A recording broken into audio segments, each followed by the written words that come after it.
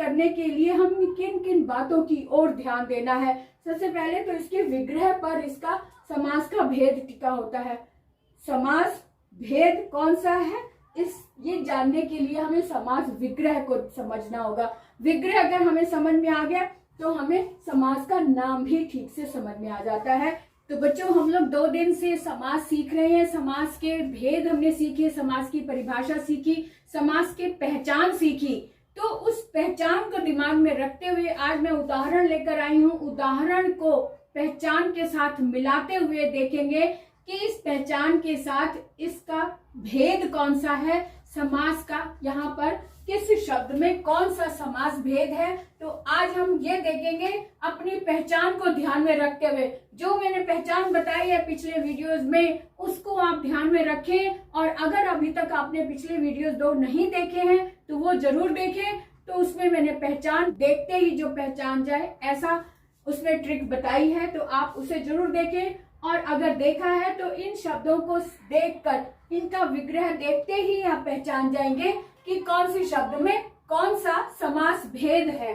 तो शुरू करते हैं आज की क्लास अरुणा कालिया के साथ। आज मैं लाई हूँ शब्द, समस्त पद, समास विग्रह और समास का भेद। समास कैसे पहचाने, इसका टाइटल मैंने ये लिया है, समास कैसे पहचाने। समास को उसके विग्रह के अनुसार पहचाना जाता है। विग्रह में जो दिया हुआ है, विग्रह के अनुसार हम समझते हैं कि इसमें कौन सा भेद है।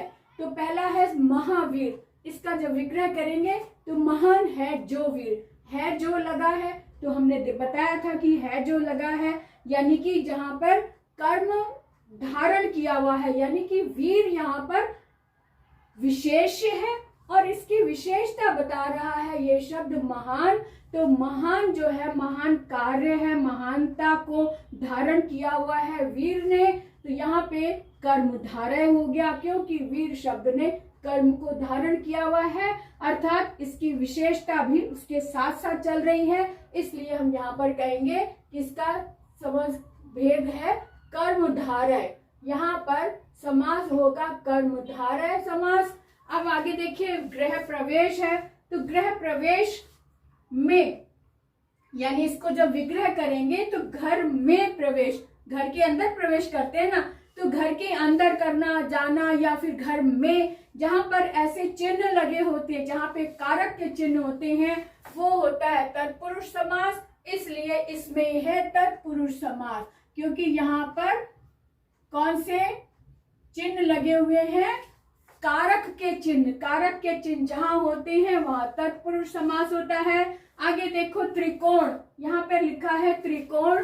त्रिकोण मैंने बताया था कि जहां पर पहला अंक, पहला शब्द पद होता है वो संख्यावाची होता है, संख्या की ओर संकेत कर रहा होता है। वहां पर यानी कि संख्यावाची विशेषण जहां होता है वहां पर कौन सा होता है, द्विगु समास होता है। यहाँ पे 3 कोणों का समूह, और जब हम विग्रह करते हैं तो समूह की बात आती है। तो 3 कोण भी है, संख्या भी है और समूह भी है, इसलिए हमें पहचानने में कोई भी मुश्किल नहीं हुई कि यह द्विगु समास है। कौन सा समास है, द्विगु। द्विगु यानी द्वि यानी संख्या, और गुण, गु मैंने गुण, संख्या वाले गुण, द्वि मैंने 2, 2 यानी संख्या, संख्या वाले गुण जहां पर होते हैं वो द्विगु समास होता है। अब यहाँ पर है मृगलोचन।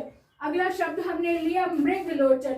मृगलोचन का मतलब है मृग के समान लोचन, मृग के समान। और मैंने आपको बताया था कि जहां पर है जो लगा होता है, या फिर के समान लगा होता है, या फिर यहाँ पर विशेषण और विशेष्य दोनों एक साथ आते हैं, यानी कि लोचन जो है, लोचन की जो तुलना है वो मृग के समान की गई है, मृग के समान लोचन। यहाँ पे लोचन जो है वो विशेष्य है और विशेषण है मृग।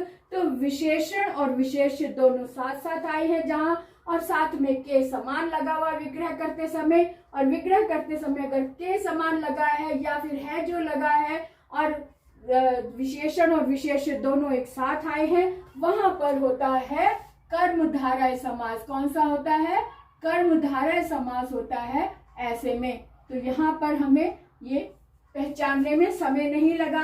अगला शब्द है चंद्र खिलौना। चंद्र खिलौना का मतलब है चंद्र के समान खिलौना। तो यहाँ पर भी वही चीज आ रही है, के समान लगा है, साथ में चंद्र और खिलौना, यानी खिलौना चंद्रमा के समान खिलौना। तो के समान आ रहा, खिलौना जो है ये विशेष्य हो गया और इसकी विशेषता बताने वाला शब्द चंद्र है। तो और के समान भी लगा हुआ है, इसका मतलब यहाँ पर भी कर्मधारय समास होगा। कौन सा होगा? कर्मधारय समास होगा। और अगर और तरीके से देखें तो यहाँ पर भी खिलौना शब्द ने चंद्र रूपी विशेषण को अपने में धारण किया हुआ है, यानी कर्म को धारण किया हुआ है, इसलिए भी यहाँ पर कर्मधारय समास हो गया। अब अतिशयोक्ति। अतिशयोक्ति आप कहेंगे ये तो अलंकार होता है। हाँ बिल्कुल, अलंकार का नाम है, लेकिन यहाँ पर इस शब्द को मैंने इसलिए लिया है क्योंकि इसमें उपसर्ग लगा हुआ है अति, और इसको जब हम विग्रह करेंगे तो बढ़ा चढ़ाकर बोलना, बढ़ा चढ़ाकर बोलना, ये तो उसका अर्थ हो गया। लेकिन यहाँ मैंने बताया था जहां पर पूर्व पद में उपसर्ग लगा होता है, उपसर्ग अव्यय होता है, और अव्यय के कारण पूरा शब्द ही जो है वो अव्यय बन जाता है, यानी कि ये अव्यय बन गया। यहाँ पर अव्यय भाव समास हो गया। यहाँ पर अव्यय भाव समास है क्योंकि ये पूरा का पूरा शब्दांश ही अव्यय हो गया। क्यों? क्योंकि यहाँ पर अति उपसर्ग लगा हुआ है, इसके कारण। अब आगे देखो सत्याग्रह। अगला शब्द हमने लिया सत्याग्रह, यानी सत्य के लिए आग्रह। के लिए आग्रह, यहाँ पर के लिए चिन्ह लगे हुए हैं, चिन्ह कारक के होते हैं, और के लिए यानी चतुर्थी यानी संप्रदान का चिन्ह लगा हुआ है। यहाँ जहां पर भी कारक चिन्ह लगे होते हैं वहां पर हम आराम से समझ लेते हैं कि यहाँ पर तत्पुरुष समास है, क्योंकि यहाँ पर कारक के चिन्ह लगे हुए हैं। और मैंने कहा था कि तत्पुरुष शब्द का ही मतलब होता है व्यक्ति के लिए। उस तत् मैंने उस और पुरुष मैंने व्यक्ति, उस व्यक्ति और उस व्यक्ति से संबंधित जो भी कार्य, जैसे सत्याग्रह, उस व्यक्ति के लिए सत्याग्रह या उस व्यक्ति ने सत्याग्रह, तो सत्य के लिए आग्रह, तो किसी के प्रयोजन के लिए आयोजन है, यहाँ पे प्रयोजन है, सत्य के लिए आग्रह। तो के लिए जहां पर भी कारक चिन्ह लगे हुए हैं वो होता है तत्पुरुष समास। अब यहाँ पे देखो अभिमान। अभिमान शब्द जो दिया हुआ यानी अभिमान, घमंड, लेकिन यहाँ पर अभिमान घमंड से पता नहीं चलता, लेकिन यहाँ पर सबसे पहले पूर्व पद उपसर्ग लगा हुआ है, बस इसकी यही पहचान है। अगर उपसर्ग लगा है, उपसर्ग यानी अव्यय है, अव्यय यानी अव्यय होने के कारण पूरा का पूरा शब्द ही अव्यय हो गया। तो अब अभी उपसर्ग लगने के कारण हम इसको बोलेंगे ये अव्यय भाव समास है। कौन सा है? अव्यय भाव समास। तो यहाँ पर हमने शब्दों के माध्यम से भी पहचान लिया कि किस शब्द में कौन सा समास भेद है, और मुझे उम्मीद है कि आपको समझ में आ गया होगा, क्योंकि मैं इन्हीं बारीकियों के साथ छोटी छोटी बातें आपको बताने का प्रयास करती हूँ, ताकि उन छोटी बातों पर आपका ध्यान जाए कि हमने पहचान करने के लिए हम किन किन बातों की ओर ध्यान देना है। सबसे पहले तो इसके विग्रह पर इसका समास का भेद टिका होता है। समास भेद कौन सा है, ये जानने के लिए हमें समास विग्रह को समझना होगा। विग्रह अगर हमें समझ में आ गया तो हमें समास का नाम भी ठीक से समझ में आ जाता है। तो इसी उम्मीद के साथ कि आज आपको बहुत अच्छे से समझ में आ गया। अगर अभी भी कोई प्रॉब्लम है, कोई डाउट है, कोई दुविधा है, तो आप कमेंट बॉक्स में मुझे लिखकर जरूर बताएं। मैं आपको आपकी दुविधा दूर करने की पूरी कोशिश करूंगी। तो आज के लिए इतना ही, और अगर आपने अभी तक सब्सक्राइब नहीं किया तो सब्सक्राइब, लाइक एंड कमेंट सब कर दें और शेयर करना ना भूलें। तो ओके, बाय बाय आज के लिए।